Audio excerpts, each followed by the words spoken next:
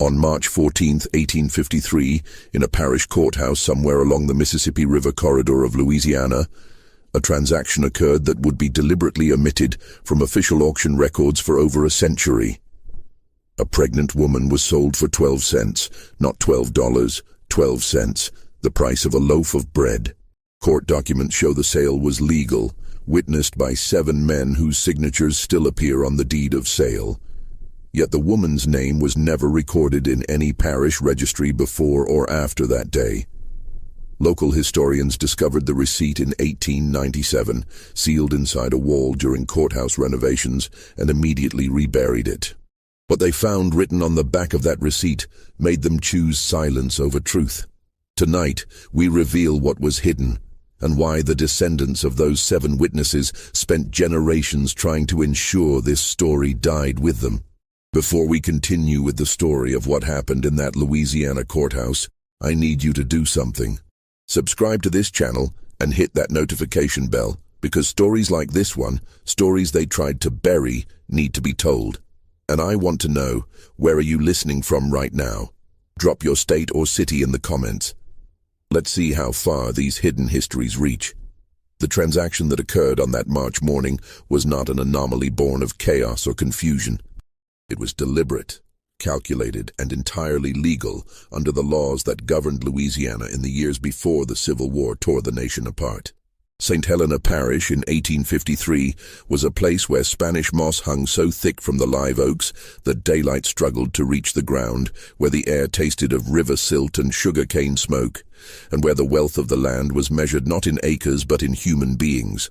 The parish sat in the Fertile Crescent between Baton Rouge and the Mississippi border, close enough to the river to prosper, remote enough to keep its secrets. The town of Greensburg served as the parish seat, a collection of whitewashed buildings arranged around a courthouse square where business was conducted with the formality of church service. Every Saturday, the courthouse steps became an auction block. Furniture, livestock, land and people changed hands with equal bureaucratic efficiency. The auctioneers knew their business. The buyers knew their limits. And everyone understood that what happened on those steps was sanctioned by law, blessed by custom, and enforced by men who believed themselves to be the architects of civilization itself. In the spring of that year, 3 men held particular power in St. Helena Parish. Judge Amos Crenshaw presided over the district court with the authority of Scripture. At 62 years old, he had spent 4 decades interpreting laws written to protect property above all else. His decisions shaped the parish like a river shapes its banks, slowly, inevitably, with a force that seemed like nature itself. Below him in influence but equal in ambition was Duncan Fairholme, a plantation owner whose family had controlled over 4,000 acres of prime cotton land since Louisiana became a state. Fairholme was 47, educated in Charleston, fluent in French, and ruthless in business. His plantation, Bellamont, employed an overseer named Silas Guthrie, a man whose reputation for cruelty kept the enslaved population compliant through fear alone. The third man in this trinity of power was Nathaniel Pruitt, the parish tax assessor and recorder of deeds. Pruitt was younger, 39, hungry for status in a society where family name meant everything and his meant nothing. He had arrived in Louisiana from Virginia with forged letters of introduction and an understanding that in the chaos of westward expansion, a man could reinvent himself if he was willing to do what others would not. These 3 men intersected on the morning of March 14th because of a woman whose existence had been carefully erased from every record they controlled. Her name was Clara. She had been born on a tobacco plantation in Virginia approximately 23 years earlier. The word approximately matters here because enslaved people were often not afforded the dignity of recorded birth dates. She had been sold south at age 15, separated from her mother and 2 younger siblings in a Richmond auction house on a Tuesday morning in late summer. The man who purchased her was Edmund Fairholme, Duncan's father, who died of cholera in 1849, leaving his entire estate, including 47 human beings, to his son. Clara worked in the main house at Bellamont. She was clever with numbers, could read despite laws forbidding it, and possessed a quiet dignity that Duncan Fairholme first noticed, then resented, then sought to destroy. In October of 1852, Clara became pregnant. She never spoke the father's name aloud. She did not need to. Everyone in the main house knew. The enslaved women who worked alongside her knew. Duncan Fairholme's wife, Margaret, knew. And Duncan himself knew with a certainty that filled him with such rage that he could barely look at Clara without his hands shaking. Because the father was not Duncan. It was his younger brother, William. William Fairholme was everything Duncan was not. Where Duncan was severe, William laughed easily. Where Duncan saw human beings as agricultural investments, William saw the fundamental evil of the system he benefited from and lacked the courage to oppose it.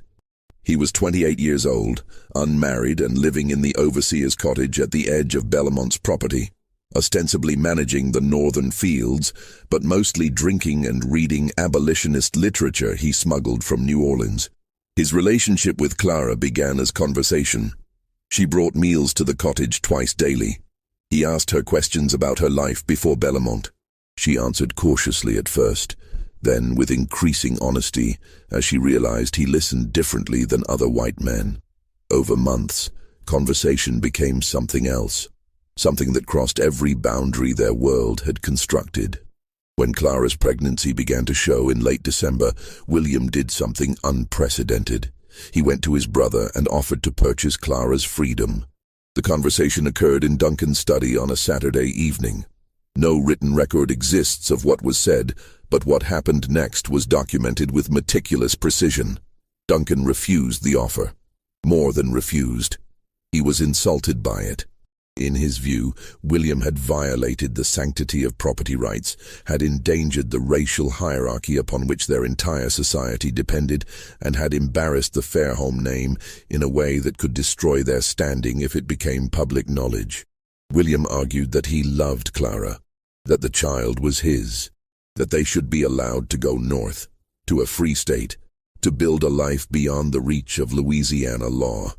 Duncan's response was to immediately sell Clara, not to a slave trader who might take her far away, where William could never find her. That would be too simple, too merciful. Duncan wanted his brother to watch, to witness, to understand the consequences of what Duncan called his betrayal. He arranged for Clara to be included in a public auction scheduled for March 14th, a routine sale of property seized for unpaid debts. The courthouse steps, full public view, entirely legal.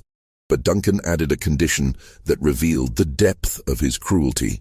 He set Clara's minimum bid at 12 cents. The amount was deliberate. In 1853, the average price for an enslaved woman of childbearing age in Louisiana was between $800 and $1,200. By setting the price at 12 cents, Duncan achieved several objectives simultaneously. He demonstrated that Clara had no value to him. He humiliated William by showing that the woman he claimed to love was worth less than a newspaper. And most cunningly, he ensured that no legitimate buyer would bid. Because in the economy of slavery, price signaled quality. A woman offered for 12 cents must be damaged, diseased, unsuitable for work. No plantation owner would risk even minimal investment on such obvious refuse. Duncan knew exactly one person would bid. His plan was not to sell Clara to a stranger. It was to sell her to someone who would ensure her suffering continued under circumstances William could not prevent. He was selling her to Silas Guthrie, his overseer. The night before the auction, William Fairholme disappeared. He left no note, took no horse, simply walked away from Belmont sometime after midnight and was never seen in St. Helena Parish again. Some said he went north to join abolition movements in Boston. Others claimed he drowned himself in the Mississippi, unable to live with his powerlessness. A few whispered that Duncan had him killed and buried in the cane fields where dozens of enslaved people were already interred in unmarked graves. The truth was simultaneously simpler and more disturbing. William had gone to Judge Crenshaw's home in the hours before dawn and offered him everything he owned, approximately $3,000 in inheritance and land rights, for a single favor. He wanted the judge to invalidate the sale, to declare it unlawful on some technicality, to give William time to find another solution. Judge Crenshaw listened to William's plea with the expression of a man watching a child explain why the sky should be green instead of blue. When William finished, the judge asked a single question. "Did your brother sign the proper deed of sale?" William admitted he had. "Then the transaction is legal," Crenshaw said. "Your grief does not supersede property law. Good evening, Mr. Fairholme." William left that house understanding that every institution, every law, every powerful man in the parish would side with Duncan. Not because they were cruel, though many were, but because allowing William's sentiment to override Duncan's property rights would threaten the entire foundation of their economy. If love could supersede ownership, the system would collapse. Clara spent her last night at Bellamont, in the quarters, surrounded by women who braided her hair and sang songs that were older than Louisiana, older than America, songs carried from Africa in the bellies of ships. They knew they would likely never see her again. They knew what men like Silas Guthrie did to women they owned. One of the women, an elderly cook named Bethy, who had survived 50 years of bondage, pressed a small cloth bundle into Clara's hands. Inside was a knife, barely longer than Clara's palm, wrapped in oilcloth. "You hide this," Bethy whispered. "You hide it good. And when the time comes, you do what needs doing." Clara nodded. She understood. The knife was not for self-defense. It was for mercy. For her child, if things became unbearable. For herself, if there was no other escape. She sewed it into the hem of her dress that night, her fingers steady despite the fear that tasted like copper in her mouth. The auction began at 10 in the morning under skies so gray they seemed to mirror the moral character of everything occurring beneath them. Approximately 40 people gathered in the courthouse square. Most were there for livestock and furniture. A few came specifically for the human merchandise. Nathaniel Pruitt stood on the courthouse steps with the deed of sale in his hands, reading from it in a voice designed to carry across the square. He described Clara with the same inflection he used for describing a lame horse. Female.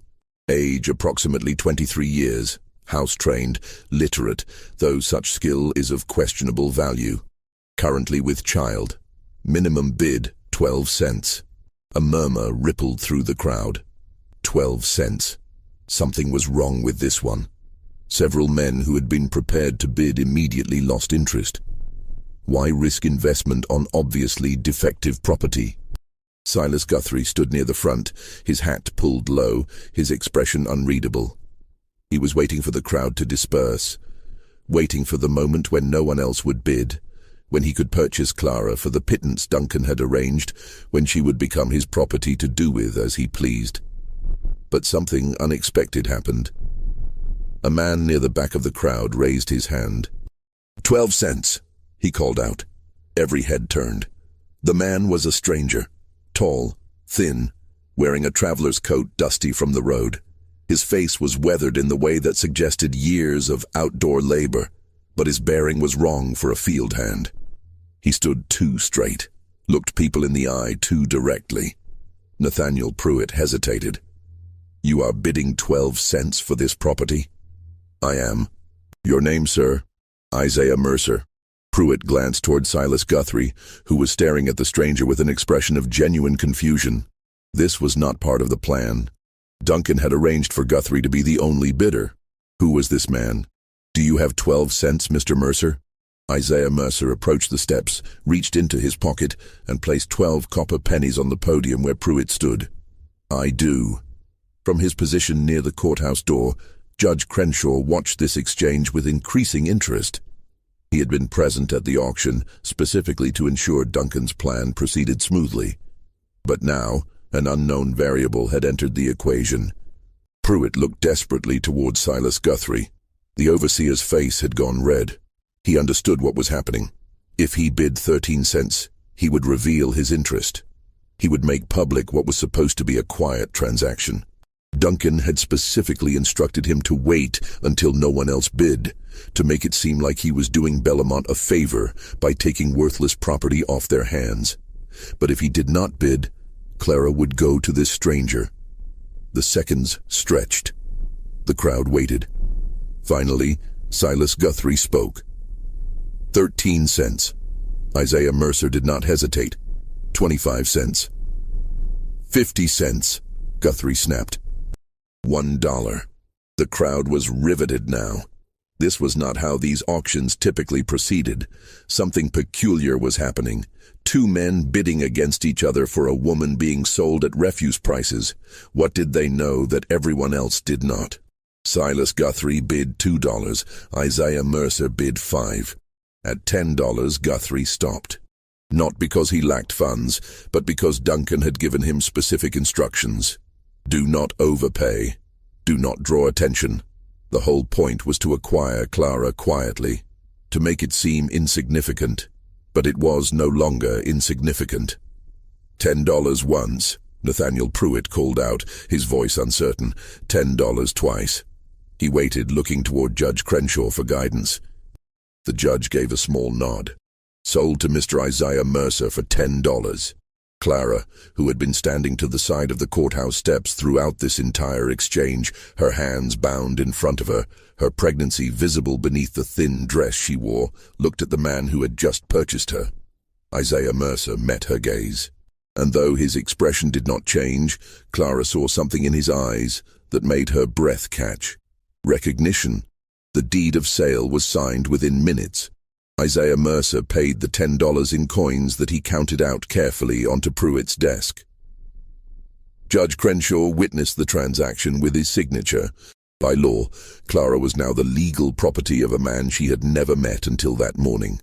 But the irregularity of the sale had attracted attention. As Mercer led Clara away from the courthouse, moving quickly toward a wagon waiting at the edge of the square, Duncan Fairholme emerged from inside the courthouse, where he had been watching through a window. "Mr. Mercer," Duncan called out.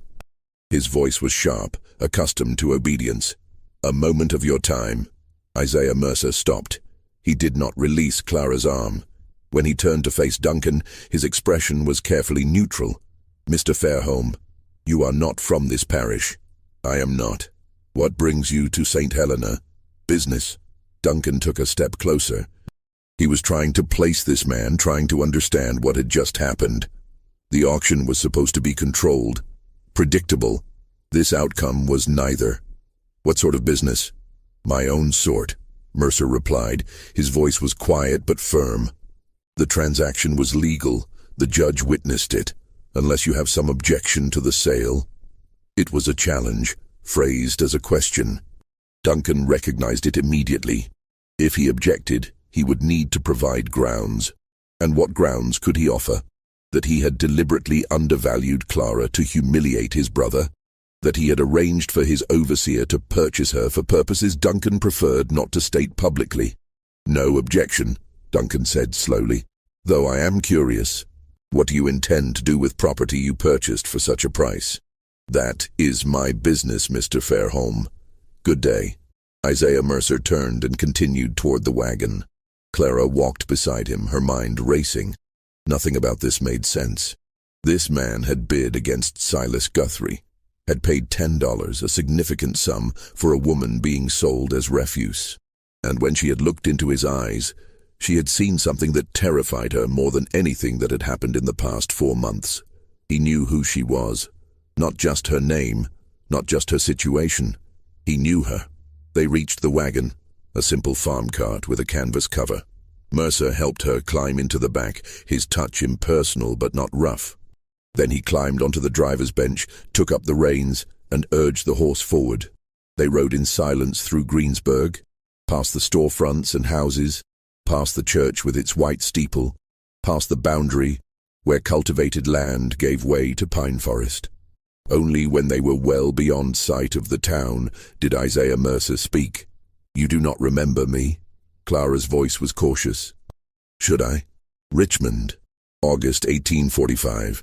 You were 15 years old. I was there the day you were sold. Clara's blood went cold. You were at the auction? I was.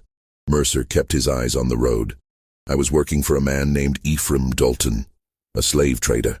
I drove his wagons, managed his property. I watched you and your family stand on that block. I watched your mother scream when they separated you. I watched Edmund Fairholme pay $700 and lead you away. Then you are no different than the rest of them, Clara said, her voice hard. I was no different, Mercer corrected. I am no longer that man. He reached into his coat and withdrew a folded piece of paper. Without taking his eyes from the road, he handed it back to Clara. Read it. Clara unfolded the paper with shaking hands. It was a deed of manumission, a document that, when properly executed and filed, would grant freedom to an enslaved person. The name on the document was hers, Clara. No last name because she had never been granted one. But her description matched. Her age, the scar on her left forearm from a childhood burn. At the bottom of the document, unsigned, was a space for the owner's signature, Isaiah Mercer's signature. I do not understand, Clara whispered. 8 years ago I watched your family destroyed on an auction block, Mercer said. His voice was steady, but there was something beneath it, something that might have been shame or grief or both. I told myself I was just doing a job, that I was not responsible for the system, that I was just a small part of a large machine. Then, one night in New Orleans, I watched Ephraim Dalton beat a man to death over $5. I watched him do it slowly, and I realized that every person who participates, no matter how small their role, makes the machine function. So I left. I went north. I worked with people who were trying to dismantle what I had helped build. He paused, navigating the wagon around a fallen branch. 3 months ago, a man came to a meeting in Cincinnati. His name was William Fairholme. He told us about a woman in Louisiana who was carrying his child. He told us his brother was going to sell her to an overseer known for brutality. He gave us the date and location of the auction. He asked if anyone could help. Clara's hand moved instinctively to her stomach. William sent you? He paid me, Mercer said. Not to purchase you. He paid me to bring you north, to a safe house in Illinois, to a place where you and your child can be free. Clara stared at the deed in her hands. Freedom. The word felt foreign. Impossible. A promise that had been weaponized against enslaved people for so long that she no longer trusted it. Where is William now? She asked. Mercer's silence answered before his words did. He died 2 weeks ago. Fever, they said. He was in Kentucky trying to arrange passage for others. The people I work with, they think it might not have been fever. They think someone from Louisiana tracked him down. Clara closed her eyes. William. Reckless, idealistic William, who had read her poetry and promised her things that could never be. William, who had at least tried, which was more than most men in his position would ever do. Duncan had him killed, she said. It was not a question. We cannot prove it, but yes, I believe that. Just when we thought the worst of this story was behind us, when it seemed Clara might finally find freedom, the true horror of what happened in St. Helena Parish is about to reveal itself. If this story is giving you chills, share this video with a friend who loves dark mysteries. Hit that like button to support our content, and do not forget to subscribe to never miss stories like this. Let us discover together what happens next. The wagon continued north through the afternoon, following roads that grew increasingly rough and remote. Mercer explained the route they would take. They would avoid main roads, travel mostly at night, rely on a network of safe houses operated by free black families and sympathetic whites. It would take weeks to reach Illinois, months before Clara would be truly safe. But something was wrong. Clara could not articulate it precisely, but years of survival had taught her to trust her instincts. And her instincts told her that Isaiah Mercer was lying. Not about everything. His story about Richmond might be true. His shame might be genuine, but something about this rescue felt staged, performed, as though he was following a script written by someone else. She thought about the auction, about how perfectly timed Mercer's arrival had been. about how he had known exactly when and where to bid, about how easily he had outmaneuvered Silas Guthrie. Too easy. Duncan Fairholme did not make mistakes. He planned everything with the precision of a general deploying troops. If he had wanted Clara to go to Guthrie, she would have gone to Guthrie. Unless Duncan had wanted something else to happen. The realization settled over Clara like ice water. This was not a rescue. This was a hunt. The wagon continued north through the afternoon, following roads that grew increasingly rough and remote. Mercer explained the route they would take. They would avoid main roads, travel mostly at night, rely on a network of safe houses operated by free black families and sympathetic whites. It would take weeks to reach Illinois. Months before Clara would be truly safe. But something was wrong. Clara could not articulate it precisely, but years of survival had taught her to trust her instincts. And her instincts told her that Isaiah Mercer was lying. Not about everything. His story about Richmond might be true. His shame might be genuine. But something about this rescue felt staged, performed, as though he was following a script written by someone else.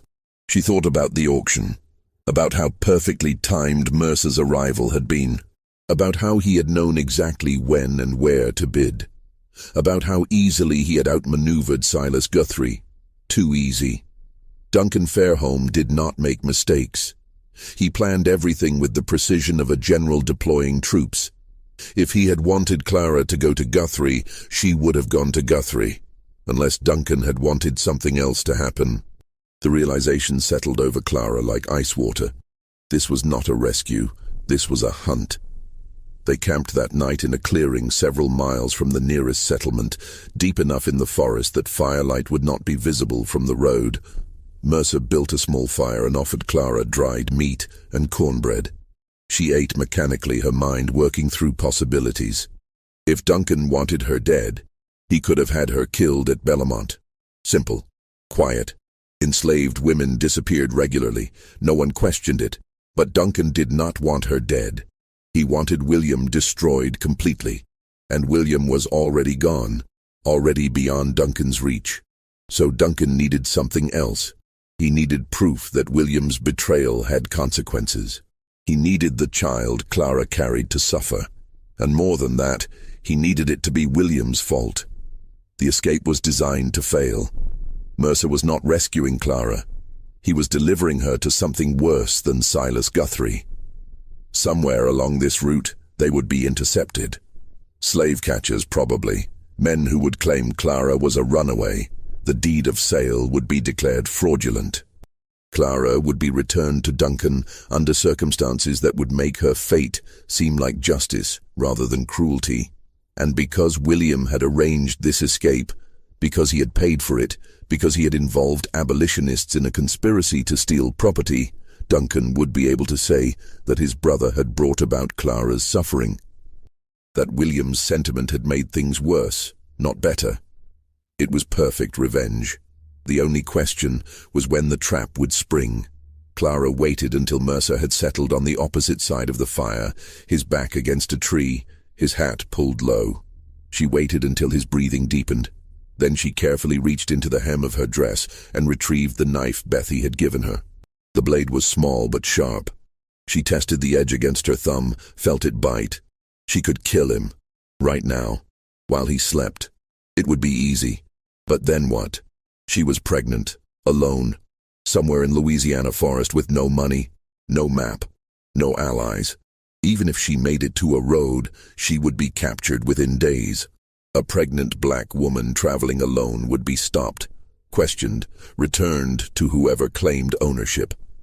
The knife was not the answer, but maybe honesty was. "I know this is not real," Clara said quietly. Mercer did not move. For several seconds, she thought he might actually be asleep. Then he pushed his hat back and looked at her across the fire. "Explain." "Duncan planned this. He wanted me to try to escape. He wanted it to fail. You are part of that plan." Mercer's expression did not change. "Why would I agree to such a plan? Money or safety? Maybe Duncan threatened to expose you for helping runaways. Maybe he offered to pay you more than William did. I do not know why, but I know this is not what you told me it was." The fire crackled between them. Somewhere in the darkness, an owl called. Finally, Isaiah Mercer spoke. "You are smarter than William gave you credit for." Clara's grip tightened on the knife. "So I am right." "Partially." Mercer sat forward, his elbows on his knees. "Yes, Duncan knows about this escape. Yes, he planned for it to fail, but you are wrong about why I am helping him." "Then why?" "Because if I did not, someone else would. And that someone else would deliver you directly to slave catchers who would hurt you in ways I will not describe. Duncan gave me a choice. Lead you north and let his men intercept us in a way that leaves you physically unharmed, or refuse and watch him give the job to men who would make you wish you had never been born." Clara laughed bitterly. "So you chose the merciful betrayal. I chose to give you a chance." "What chance? You just said we will be intercepted." "We will be. Tomorrow afternoon, approximately 20 miles north of here, 4 men will be waiting on the road. They will have papers declaring you a fugitive. They will have authorization from Judge Crenshaw to return you to Belmont. And legally, they will be completely within their rights. Then I have no chance." "You have exactly one chance," Mercer said. He reached into his saddlebag and withdrew a leather pouch. He tossed it across the fire to Clara. "There is $150 in that pouch. There is also a letter of introduction to a family in Natchez.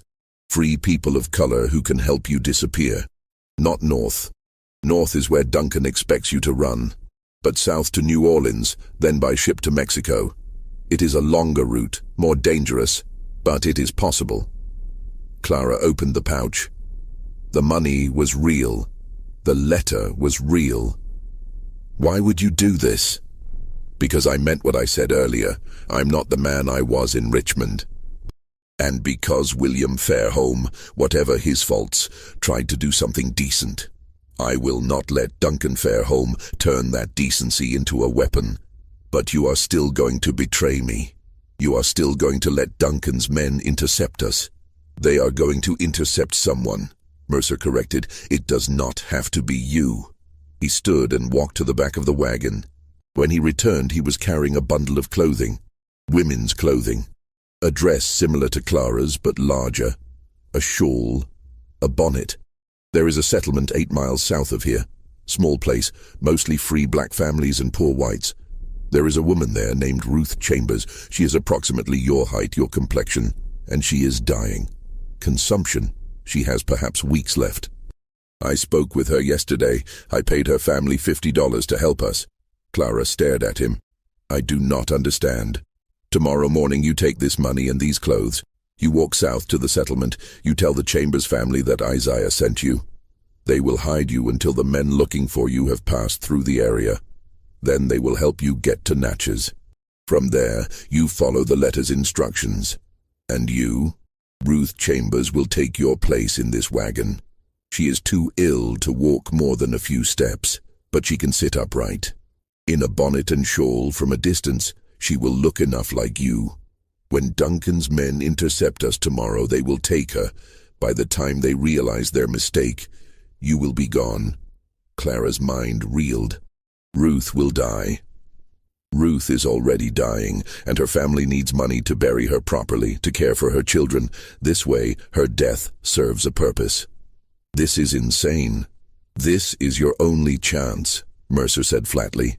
"Duncan has men watching every route north. He has money and power and the law on his side. You cannot fight him directly. You can only disappear so completely that he cannot find you."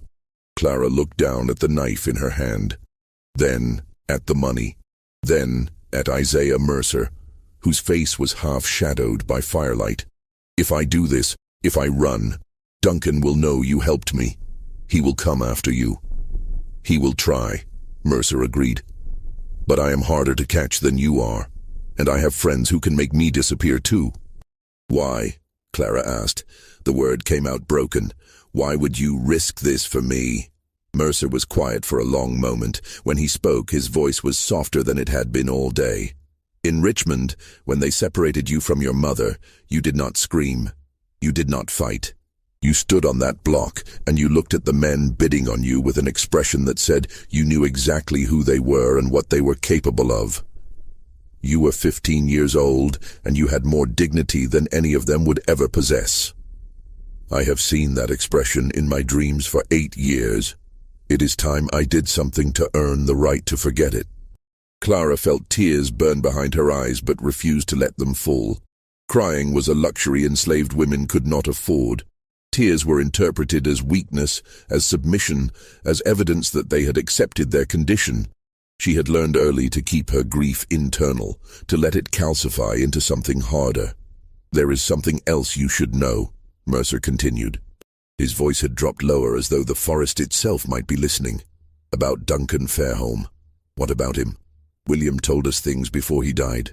Things about his brother. About Bellamont." Mercer paused, choosing his words carefully. "You were not the first."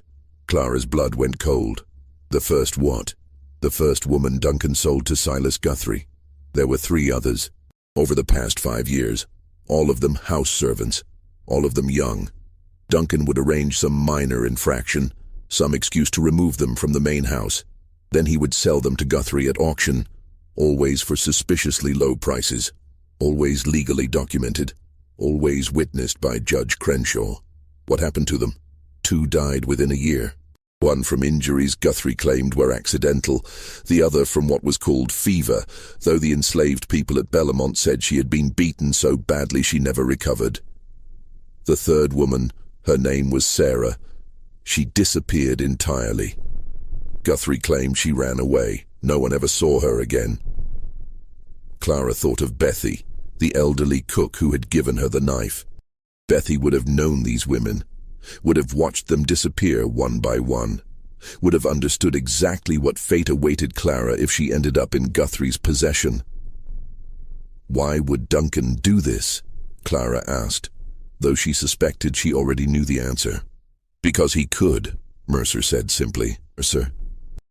Because the law gave him absolute power over the people he owned, and absolute power reveals what men truly are. Duncan Fairholme is a man who enjoys the suffering of others, particularly women who show intelligence or dignity or any quality that threatens his sense of superiority. And Judge Crenshaw allowed this. Judge Crenshaw facilitated it. Every sale was legal. Every transfer of property properly documented. The judge never asked why these women were being sold so cheaply, never questioned the pattern.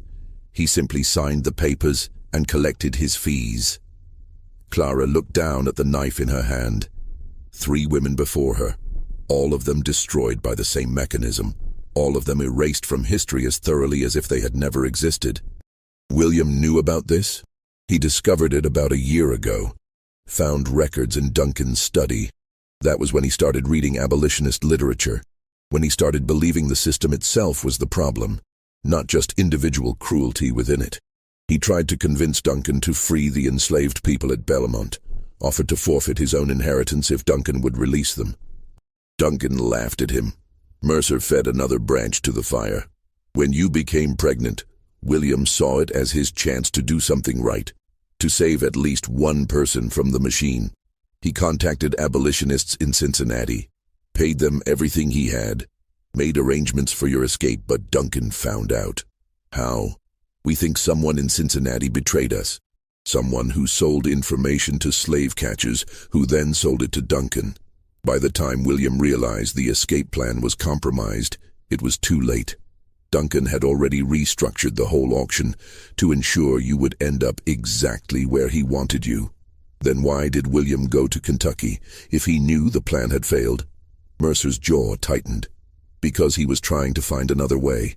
He thought if he could reach the Underground Railroad network, if he could get messages to conductors who operated in Louisiana, he could arrange a secondary rescue, something Duncan would not anticipate.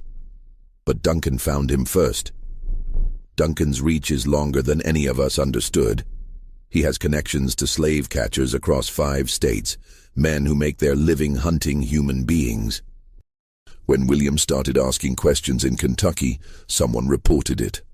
3 days later, William was dead. Clara absorbed this information slowly. William, foolish and idealistic William, had actually tried. More than that, he had kept trying even after his first plan failed. That had to count for something, even if it ultimately accomplished nothing. The fever, they said, killed him. Clara asked, "What really happened?" "We will never know for certain. His body was found in a boarding house in Louisville. The proprietor said William had been sick for 2 days, complained of stomach pain, vomiting, died in his sleep. But one of the abolitionists who saw the body afterward said William's fingernails were blue. His lips were discolored. Those are signs of poisoning, not fever. Duncan poisoned his own brother, or paid someone to do it. Either way, William became a problem Duncan needed to eliminate.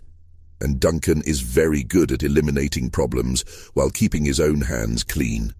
Clara thought about this, about a man so consumed by the need for control that he would murder his own blood relative, about a system that gave such men power and called it civilization. "If Duncan could kill William and make it look natural," Clara said slowly, "then he could kill you too. You understand that, yes? This plan you have, sending me south while Ruth takes my place, it will only work if Duncan believes you were genuinely trying to help me escape.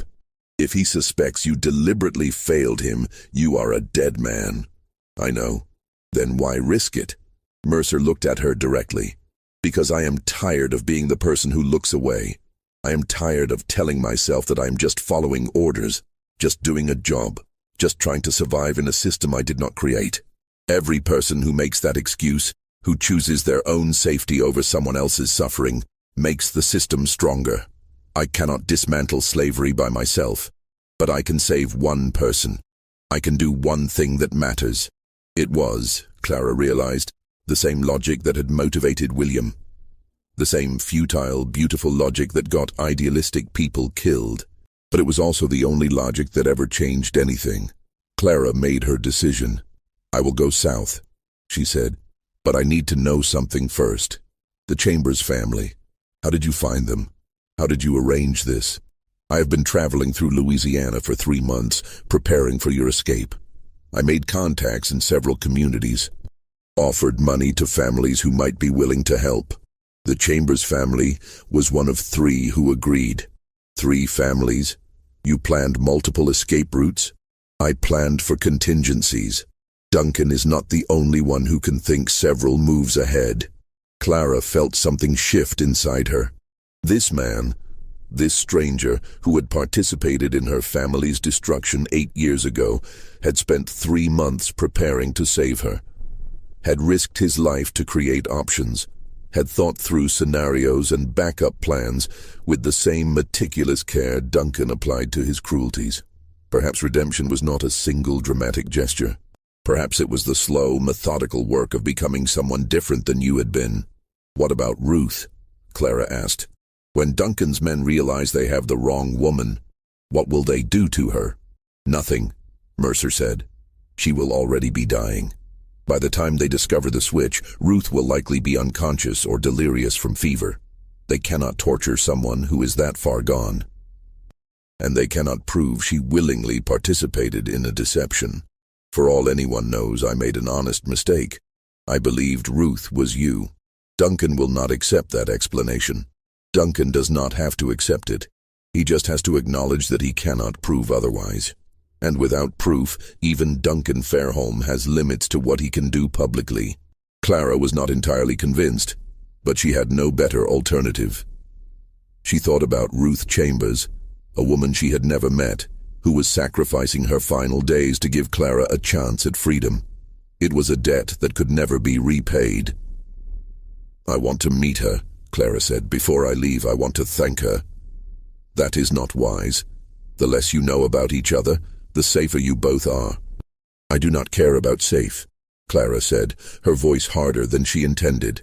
"A woman is dying for me. The least I can do is look her in the eye and tell her I will not waste what she is giving me." Mercer studied her for a long moment. Then he nodded. "We will stop at the settlement in the morning. You will have 15 minutes. No more. They reached the chamber settlement just after dawn. It was less a town than a collection of cabins arranged around a common well, home to perhaps 30 people. Free black families mostly, along with a few white families too poor to care about racial hierarchies. The kind of place that appeared on no official maps, that existed in the gaps between parishes, that survived by being invisible to those who might want to destroy it. Ruth Chambers lived in the smallest cabin at the edge of the settlement. Her husband had died 2 years earlier in a logging accident. Her children, 3 of them ranging from age 4 to 12, were being cared for by neighbors, while their mother spent her final days in relative peace. Relative, because consumption did not allow for peaceful deaths. It hollowed you out slowly, turned your lungs into useless meat, made every breath a battle you knew you would eventually lose. Clara entered the cabin with Mercer behind her. The interior was dim, lit only by a single window covered with oiled paper. The air smelled of sickness and sage, the latter burned in a futile attempt to mask the former. Ruth lay on a narrow bed against the far wall. She was thin enough that her body barely raised the blanket covering her. Her skin had the grayish cast of someone whose organs were failing, but her eyes, when she looked at Clara, were clear. "You are the one," Ruth said. Her voice was barely a whisper. "I am Clara. They told me you were worth saving. I wanted to see if that was true." Clara moved closer to the bed. "I do not know if I am worth what you are giving. Nobody is worth a life," Ruth said. "But that is not why I agreed to help you. I agreed because my children need what Mr. Mercer paid, because I am dying anyway, and because if I have to die, I would rather die doing something that means something." "Your children," Clara said. "What will happen to them?" "My sister will take them. The money Mr. Mercer gave us will be enough to feed them through the winter. Maybe enough to buy a small plot of land where they can grow their own food. It is more than I could have given them otherwise." Clara felt tears burning again. She knelt beside the bed, took Ruth's hand. The bones felt like bird bones, light and fragile. "I will remember you," Clara said. "I will tell my child about you, about what you did. Your name will not be forgotten." Ruth smiled weakly. "Names do not matter much where I am going, but if it comforts you to remember, then remember. Just make sure you live. Make sure that baby lives. Do not let me trade my death for nothing. I will live," Clara promised. "Whatever it takes." "Good." Ruth's eyes fluttered closed. "Now go. Mr. Mercer will tell you what to do next, and do not look back. Looking back only makes the leaving harder." Clara squeezed Ruth's hand once more, then stood. As she turned toward the door, Ruth spoke again. "One more thing. When they take me tomorrow, when Duncan Fairholme's men realize I am not you, they will be angry. They might say cruel things. They might threaten me. But they will not hurt me. I will make sure of that." "How?" Ruth opened her eyes again. There was something in them now, something fierce despite the weakness of her body. "Because I will already be dead." Clara froze. "What do you mean?" Mercer stepped forward. "Ruth and I discussed this. The timing needs to be precise. If she dies during the interception, before Duncan's men can question her, they have no leverage. They cannot prove deception. They cannot punish anyone. All they can do is admit they failed. You are planning to die at exactly the right moment?" Clara asked, incredulous. "I am planning to die on my own terms," Ruth corrected. "Consumption will kill me within weeks anyway. This way I choose when and how. This way my death serves a purpose instead of just being another tragedy." Clara understood then. Ruth had medicine, something the settlement doctor had given her, probably laudanum or morphine, intended to ease her pain in the final days. And she was planning to take too much of it, deliberately, to time her death so that it occurred during the interception, making Duncan's entire plan collapse. It was brilliant and horrible in equal measure. "You have thought of everything," Clara whispered. "No," Ruth said. Mr. Mercer thought of everything. I am just agreeing to it. Now go before I start coughing again and ruin this dramatic moment. Clara wanted to say more. Wanted to explain that she understood the magnitude of what Ruth was doing, that she would carry this debt for the rest of her life, that she would make sure Ruth's children knew their mother died a hero. But Ruth's eyes had closed again, her breathing shallow and labored, and Mercer was already at the door, gesturing for Clara to follow. So she left. She walked out of that dim cabin knowing she would never see Ruth Chambers again, knowing that within 2 days the woman lying on that bed would be dead, would have died specifically to give Clara a chance at life. Outside, the morning sun was already heating the air. Mercer handed Clara the leather pouch with money and the letter of introduction. "There is a path behind this cabin that leads south through the forest," he said. "Follow it for approximately 3 miles. It will bring you to a road. Take the road west until you reach a tavern called the Black Swan. The owner's name is Marcus. Tell him Isaiah sent you. He will know what to do next. And then you follow the instructions in the letter. Trust no one who does not use the passwords written there. Move only at night. Avoid main roads. Get to Natchez. Get on a ship. Get to Mexico. Disappear so completely that Duncan Fairholme spends the rest of his life wondering what happened to you." Clara nodded. She adjusted the bundle of clothes under her arm, felt the weight of the money pouch. "What about you?" she asked. "I will continue north with Ruth. I will deliver her to Duncan's men. And then I will disappear too. He will hunt you. Let him try." Mercer smiled grimly. "I have been running from things my whole life. I am very good at it." Clara wanted to thank him, wanted to say something profound about redemption and second chances and the possibility of change. But words felt inadequate. So instead she did something unexpected. She embraced him. Mercer stiffened, clearly not expecting physical contact. Then slowly, carefully, he returned the embrace. "Thank you," Clara whispered. "Survive," Mercer replied. "That is all the thanks I need." They separated. Clara turned toward the path Ruth had indicated. She did not look back. Looking back only made the leaving harder. Behind her, Isaiah Mercer watched until she disappeared into the trees. Then he returned to the cabin where Ruth Chambers lay dying, where a plan had been set in motion that would either save Clara's life or destroy everyone involved. The next 24 hours would determine which. Clara left before dawn, carrying the leather pouch and wearing the bundle of clothes over her arm. Mercer watched her go, a silhouette against the gray, pre-dawn light, then turned to hitch the wagon. By the time the sun rose, Ruth Chambers was sitting in the back of the wagon, wrapped in Clara's shawl, her face hidden by the bonnet. She was so thin that the pregnancy pillow Mercer had fashioned from rags and secured around her waist looked almost believable. They traveled north through the morning. Ruth did not speak. The consumption had taken most of her voice weeks ago. She simply sat, swaying with the motion of the wagon, her breathing labored. At approximately 2 in the afternoon, 4 men on horseback appeared on the road ahead. They matched Mercer's description exactly. Hard men, armed with rifles, and the confidence of people who knew the law would never question their actions. The leader, a man named Porter, approached the wagon with papers in his hand. "Isaiah Mercer?" "Yes." "We have a warrant for the return of fugitive property. A Negro woman named Clara absconded from Bellamont Plantation. We have reason to believe she is in your possession." "I purchased that woman legally," Mercer said. "I have the deed of sale. The deed was obtained under false pretenses. Judge Crenshaw has voided the transaction. The woman is to be returned to her rightful owner." Porter moved to the back of the wagon. He pulled aside the canvas covering.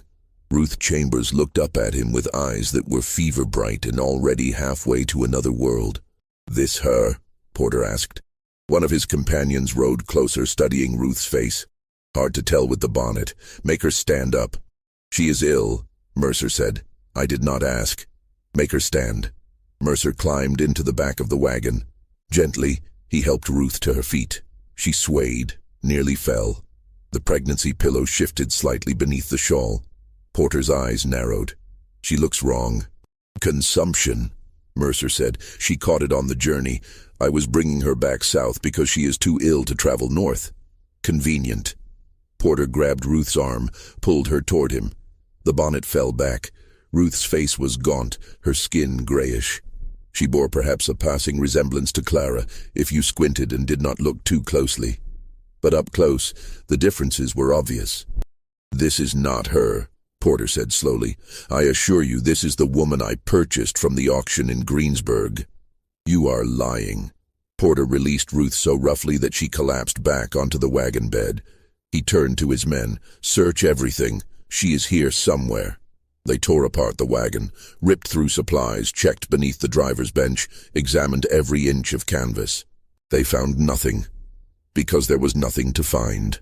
Porter stood in the road, the papers in his hand now meaningless. He had been paid to intercept a specific woman. He had been promised it would be simple, and now he was returning to Duncan Fairholme empty-handed. Where is she? He demanded. I do not know what you are talking about, Mercer said calmly. This is the woman I purchased. If she is not the woman you are looking for, that is not my concern. Porter took a step forward. Duncan Fairholme will hear about this. I hope he does. Perhaps he will explain why he is harassing law-abiding citizens over property disputes. It was a stalemate. Porter knew he had been outsmarted, but could not prove it. If he killed Mercer, he would have to explain to Judge Crenshaw why he had murdered a man who appeared to be innocent. If he took Ruth, he would have to explain why he had seized a dying woman who clearly was not the fugitive they sought. One of Porter's men, a former slave catcher named James Ridley, had been studying Ruth carefully. He had participated in dozens of captures over his 15-year career. He knew how to assess human property, and everything about this situation felt wrong. We need to question her, Ridley said, gesturing to Ruth. Porter crouched beside Ruth, who was still lying in the wagon bed where she had fallen. Her eyes were open but unfocused. Her breathing had become shallow and irregular. Where is Clara? Porter demanded. What did you do with her? Ruth's eyes focused on Porter with visible effort, and then, impossibly, she smiled. Gone, she whispered. Beyond your reach. Beyond Duncan Fairholme's reach. She is free. Where? I will never tell you. Ruth's smile widened, blood now visible on her teeth. You can beat me. You can torture me. But I will be dead long before you get any answers. I made sure of that. Porter understood then. This woman had poisoned herself, had deliberately taken something that would kill her during this exact confrontation, had turned her own death into a weapon against Duncan's plan. You stupid woman, Porter said, though his voice had lost its certainty. You think this helps anyone? Duncan will find her eventually. He always does. Maybe, Ruth agreed. Blood was now flowing freely from her mouth, mixing with the foam that had begun to gather at the corners of her lips. Or maybe she will disappear into a world where men like you and Duncan Fairholme have no power. Maybe she will live to be old. Maybe her child will grow up free. Maybe your entire system will collapse and be remembered only as a nightmare our descendants will struggle to believe was real. Her breathing stuttered, stopped, started again with a wet, rattling sound. I die knowing I helped destroy something Duncan spent months building. What will you die knowing, Mr. Porter? That you hunted human beings for money? That you served a system designed to crush souls? That you chose cruelty when you could have chosen mercy? Ruth Chambers took one more breath. Then she died there in the road, with 4 slave catchers standing over her, with Isaiah Mercer watching from beside his torn-apart wagon, with the Louisiana sun beating down on a scene that would haunt James Ridley for the rest of his life. Porter stood over Ruth's body for a full minute without speaking. Then he turned to his men. We bury her here. We tell Duncan we intercepted the wagon, but the woman died before we could question her. We tell him Mercer claims it was the woman from the auction, but we could not verify before she died. We tell him the trail is cold. Duncan will know we failed, one of the men said. Duncan will know exactly what happened, Porter corrected. He will know he was outmaneuvered, but he will not be able to prove it, and without proof, there is nothing he can do. They buried Ruth Chambers in a shallow grave beside the road. No marker, no ceremony. Just another black body returning to Louisiana soil, one of thousands who would never be mourned publicly or remembered officially. Isaiah Mercer watched the burial without expression. When it was finished, when the men had mounted their horses and ridden away, he stood alone beside the disturbed earth. He did not pray. He was not religious, but he spoke Ruth's name aloud 3 times, as though repetition could somehow honor what she had done. Then he continued north. As planned, he would maintain the fiction that he had been attempting to deliver Clara to free territory. He would express confusion about why she had died.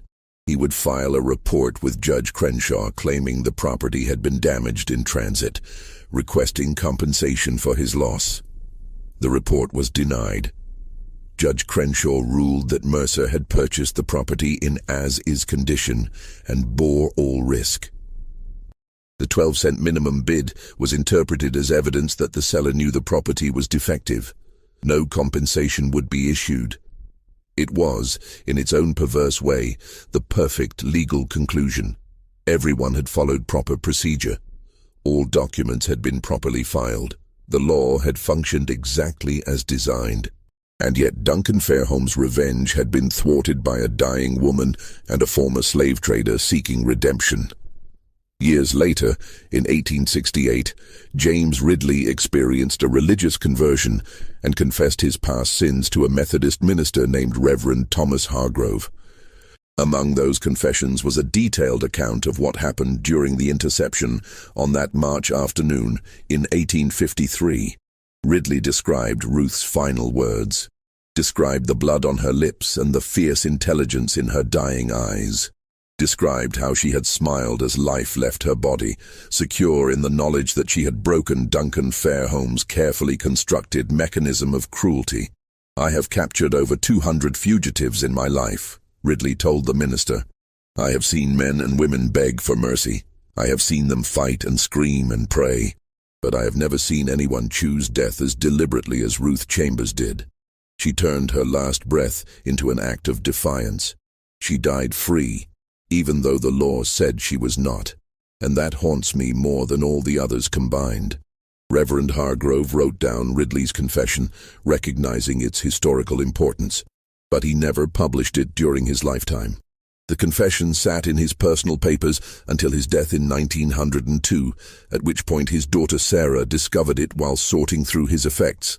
She was horrified, not merely by the content, though that was disturbing enough, but by the implications. Her father had known about this incident for 34 years and had never reported it, had never shared it with historians or journalists, had simply preserved it privately, as though documenting evil was sufficient without actually confronting it. Sarah Fletcher did something her father had not. She published the confession in 1903 in a small abolitionist journal that few people read, but she published it. She made it part of the public record. That publication is how we know the details of Ruth Chambers' final moments, how we know she chose her death deliberately, how we know she smiled as she died, secure in the knowledge that she had broken Duncan Fairholme's plan. Duncan Fairholme spent the next 6 months searching for Clara. He hired professional slave catchers. He placed advertisements in newspapers across 3 states. He offered rewards that increased from $500 to $2,000. He never found her. Judge Crenshaw died in 1861, just before Louisiana seceded from the Union. He took whatever knowledge he had of the true circumstances to his grave.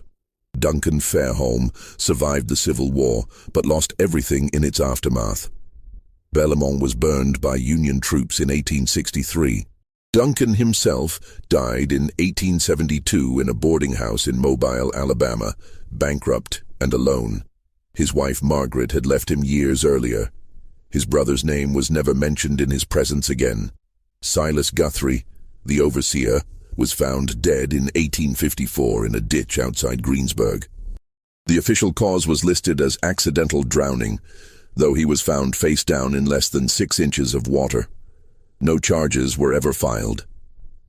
Nathaniel Pruitt continued as parish recorder until 1863, when he fled Louisiana ahead of Union forces.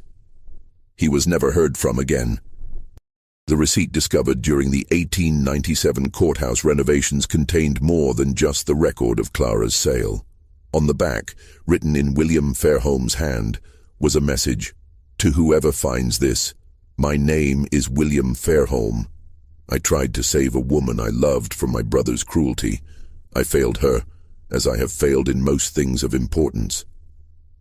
If you are reading this, know that the greatest evil is not the evil done by wicked men, but the evil permitted by good men who lack the courage to act. I lacked that courage when it mattered. I pray you will not." The historians who found this message understood its implications immediately. They buried it again, sealed it back into the wall where it would remain hidden for another 100 years. The receipt was rediscovered in 1998 during another renovation. This time, it was preserved. It now sits in the Louisiana State Archives. But Clara's fate remains unknown. Some historians believe she made it to Mexico, possibly settling in Veracruz, where a community of escaped enslaved people had established themselves. Others think she went to Haiti. A few believe she died somewhere along the journey. One theory, proposed by a genealogist in 2006, suggests that a woman matching Clara's description appeared in census records in Illinois in 1870, living under the name Clara Freeman, with a mixed-race daughter born in 1853. The daughter's name was listed as Ruth. If the theory is correct, if Clara did survive and build a life in freedom, then Isaiah Mercer succeeded. The rescue designed to fail failed to fail. The trap Duncan so carefully constructed caught nothing. But we cannot know for certain. The historical record is incomplete. Documents were destroyed during the Civil War. Memories were deliberately suppressed. What we are left with is fragments.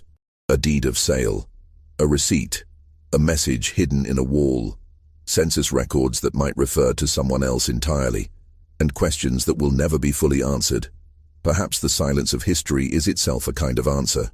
Perhaps the fact that we cannot trace Clara's path means she successfully disappeared, that she became impossible to follow, that she achieved what so many enslaved people dreamed of: complete and total freedom from the system that sought to control every aspect of their existence. Or perhaps she died alone and forgotten, another casualty of a system that destroyed millions of lives with bureaucratic efficiency. The 12-cent transaction stands as a monument to that ambiguity. It was legal, witnessed, recorded in official documents, and yet it feels profoundly wrong in a way that transcends the already considerable wrong of slavery itself. The deliberate devaluation of a human life, the use of bureaucratic mechanisms to inflict cruelty, the participation of judges and clerks and ordinary citizens in a transaction designed specifically to cause suffering. Everyone involved made choices. Duncan chose revenge. William chose risk, albeit too late. Isaiah Mercer chose redemption. Judge Crenshaw chose law over mercy. Ruth Chambers chose to use her death to help a stranger.